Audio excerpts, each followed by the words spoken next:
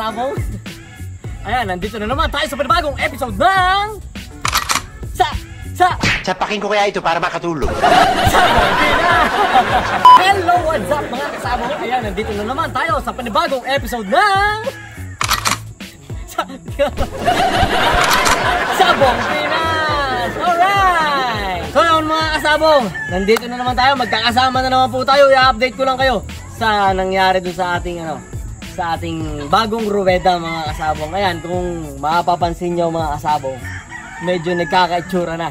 Di ba mga kasabong? Diyan yung makikita yung nakalagay na EG Pichong Game Farm. Tapos yung sa gilid, logo ng Elgama Penumbra. Tapos logo ng Sabong Pinas. So di ba mga kasabong? Ayan. Kaso, wala pa yung salamin. Dahil wala pa yung budget. Buenas mo naman. Wala pa mga kasabong, kina po. Total naman, wala pa yung mga labanan ngayon, wala pa yung mga training ngayon, pero excited na ako dito eh. Medyo kapos pa lang yung budget, kaya samahan nyo lang muna ako para tingnan natin yung aking bagong ruweda mga kasabong ngayon. So mga kasabong, mga kalat-kalat pa dito eh. Dito ngayon. So yun, ayan. Ito mga kasabong, yung maganda dyan, lalagyan natin ng ano yan. Lalagyan natin ang pangalan niyan. Tapos dito. Ayun mga kasabong, nandito ko sa ruweda. So ang plano ko nga sana dito, kasi nga kapos yung budget, is papasemento ko sana, kaso magmumukha naman kural. Para mamukha mga baboy yung ating mga manok. Bakit kasi? Kasi maganda na yung maganda na yung ating trusses, maganda na yung bubong. Nga pala mga kasabong, yung bubong na ito is scrap lang. Yung kay Michael Lasat. Ayan, pray for Michael Lasat mga kasabong nga pala. Pray for Michael Lasat sa kaibigan ko si Buddy Michael. May pinagdadaanan po sila ngayon. Yung pinagdadaanan nating epidemya mga kasabong, hindi na po natin lingid sa kaalaman natin na kung sino-sino po talaga tinatamaan yan. Kaya pray po natin yung kaibigan ko na yun na si Michael Lasat. Michael Lasat, Buddy, stay strong at keep on praying. Malalampasan mo din yan. So yun mga kasabong nga, ipag-pray po natin si Michael Lasat. Kaibigan ko po yan, napakabuti pong tao niyan. Ayan po, ayun lang. So yun, pabalik tayo sa bubong. Ang bubong na po yun ito is, ito lang din po yung bakod na ginamit ko. Siyempre, alam niyo naman mga kasabong, gipit tayo sa budget pero maganda pa yan.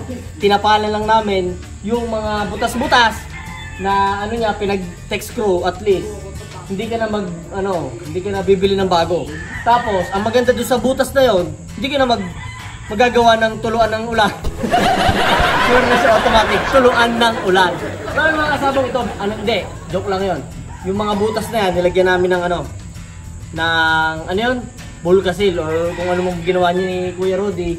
Tapos, pininturahan ng yung primer para matibay pa rin siya. Kaya mapapansin nyo mga kasabong, tutok mo body. Yan. Luma siya, pero luma, makapal. Daig pa niya yung bago. Diba mga kasabong? Ayun. Ngayon mga kasabong, yan yung ating ginawang bubong. Ang inisip ko din kasi mga kasabong, maganda yung trusses. Kaya tsatsagain ko na, dapat talaga mga 4 feet na bubog. Boy, bahala ka na sa maingay. Sandali ako, kunin ko na shotgun ko. Sabog-sabog to. Kunin ko vlog dito eh. So yun. Ayan, ang sukat nito mga kasabong is 20 by 20. Tapos yung ilaw niya, lalagyan ko doon ng 3 ilaw na malalakas. Malalakas para syempre mga kasabong, yung ruweda natin is maganda siyang pag-trainingan. Tsaka, yun nga, sabi ko, receiver ng receiver ng mga bisita. Kaya mga kasabong ito. Tapos mga kasabong, lalagyan ko dito ng yung design na EG Pichong Game Farm or Sabong Pinas. Basta may design siya dyan. Para pag nagbibideo ko sa gawing yun, maganda siya sa video habang nag-i-sparring nakikita. Tapos salamin yung gilid niya. Diba mga kasabong, pero medyo madedelay kasi nga kulang pa yung ating mga budget. Pero okay lang yan mga kasabong. Sabi ko nga sa inyo, pagka meron tayong naiisip, meron tayong gustong mangyari, claim it and pray lang mga kasabong. Yan yung sikreto ng ating Sabong Pinas kung bakit lumago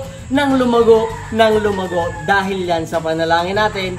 Siyempre, yung panalangin ko kay Lord, ibinigay kayo sa akin mga supporters ko, lalong-lalo na mga kasabong, yung mga nag-i-sponsor dyan. Yung mga nag-i-sponsor sa atin mga kasabong is malaking tulong talaga. malaking tulong talaga dito sa Sabong Pinas. Dahilan kung bakit lumalakas at tumitibay din ako dahil sa mga tulad nyo. Hindi man nag-sponsor, panunood nyo lang mga kasabong, isuportado nyo na ako. Diba mga kasabong? Maraming salamat po sa inyo. So, tingnan natin yung kabila. Dito tayo.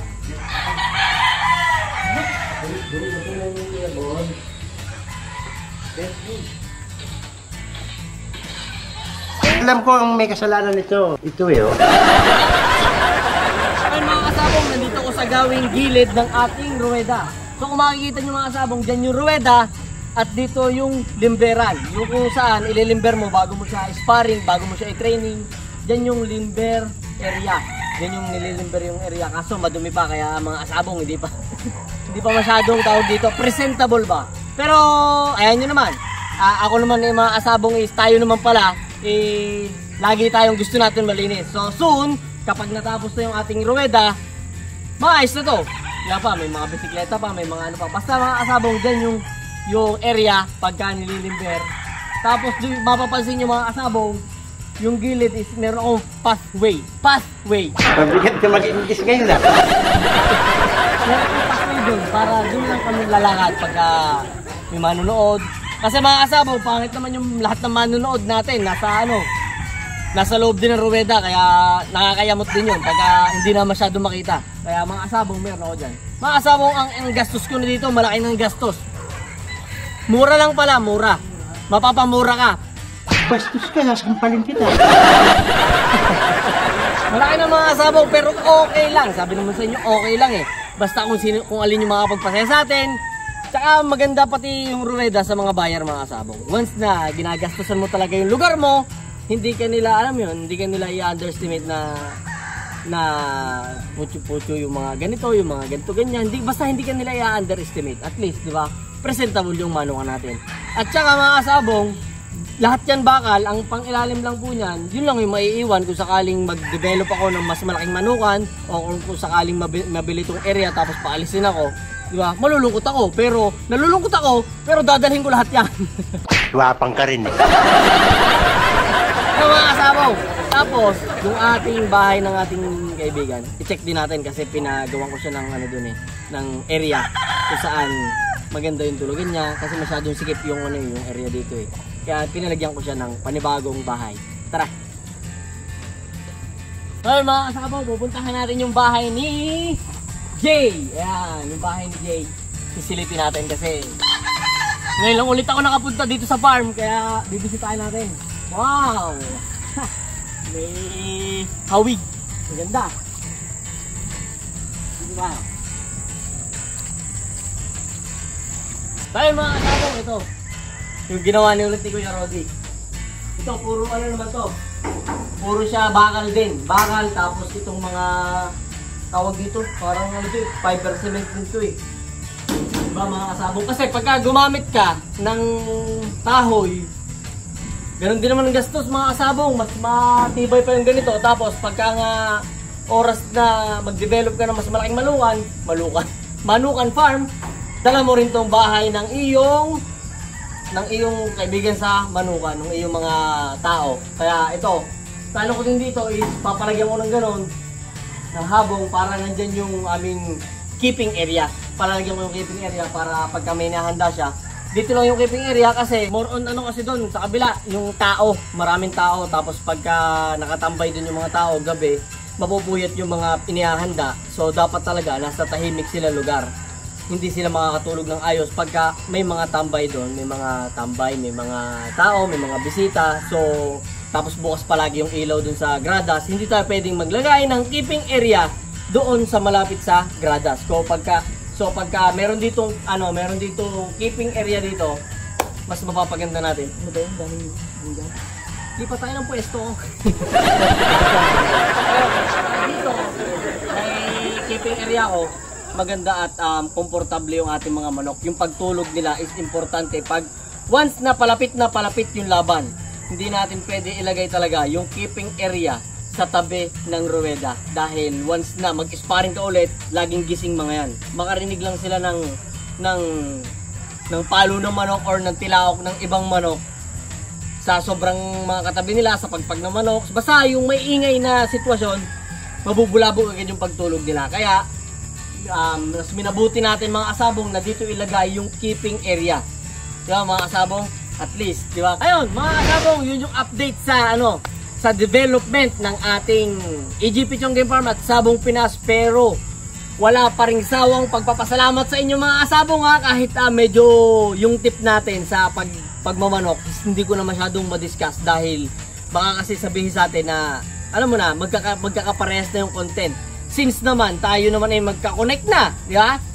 EGP Chong Game Farm, Sabong Pinas, madali naman pong kontakin yan. Basta may oras lang din tayo na kaya natin sumagot sa ating mga kaibigan na kailangan ng tulong about sa pag-aalaga, about sa kung anong meron sa buhay-buhay. Pwede po ang kontakin dyan mga kasabong ha. Kaya yun mga kasabong, inuna ko din tong bahay ng ating tao, ng ating kaibigan. Dahil syempre maganda nga yung manuka natin, maganda nga yung gradas natin, nakasalamin nga. Tapos yung atin namang mga tao at kaibigan sa manukan, wala naman silang maayos na tutulugan. Kaya mga kasabong, mas pinabuti ko na iuna muna yung budget para doon sa gradas, iuna muna yung budget para dito sa tulugan at magandang safe na tulugan talaga, hindi hindi malamok talaga, hindi para sila ay tawag dito, komportable, di ba? Para naman wala ding masabi sa atin yung mga tao natin na maganda nga ruweda tapos tulugan ko naman lamok-lamok ang ano-ano. Kaya mga kasabong, yan, ikinukonsider po natin na mas kailangang una muna na mas safe yung tao kaysa sa kayabangan. Bullshit. Diba mga kasabong? Siyempre, excited din ako mga kasabong na mauna yung gradas, mapaganda natin yung gradas. Pero siyempre, may malasakit naman tayo sa ating sa mga tauhan. At siyempre, nire-relate ko rin sa inyo mga kasabong sa mga may farm din dyan. Bigyan natin ng malasakit yung ating mga farm boys, yung mga tropa natin. Ayan, para sila naman ay masarap din ang pamumuhay din sa loob ng ating mga manukan. So yun mga kasabong hanggang doon na lang po muna ang content natin. At syempre, pasalamat po ulit sa inyo lahat. At mga kasabong, message lang po kayo kung sakaling gusto nyo pong bumisita dito kahit hindi po bibili. Okay lang po yan, kahit hindi po bibili, kwentuhan lang tayo. Marami kayong gustong matutunan sa akin at marami din akong gustong matutunan sa inyo. Diba mga kasabong, win-win situation po tayo. Hindi ko po lahat alam na, hindi nyo po alam lahat na. Kaya minsan, pag nagkakwentuhan po tayo mga kasabong, marami tayong, diba? Exchange gift tayo. Exchange gift. Kaya mga kasabong, sa lahat po ng OFW, sa lahat po ng nandito sa Pilipinas, huwag po kayong mag-alala, babalik po lahat ng sabong. Lahat po yan, magiging normalize lang po. Magsama-sama lang po tayong manalangin. Di ba mga kasabong? At syempre, sa lahat ng mga gusto sumali sa sabong sa online sabong, ayan, contact me sa 0995-477-3712. At syempre, kumontak din kayo sa Facebook ko na Rowel Amano. At kung hindi man ako makakontak, kontakin nyo naman po si Ronel Amano. Di ba mga kasabong, about sa sabong live, sabong net at WPC. Ayan, kayo na pong bahala mga kasabong. Maraming salamat at kita-kits sa next episode na Sabong Pinas. I love you all. Love you guys. Kita-kits yo.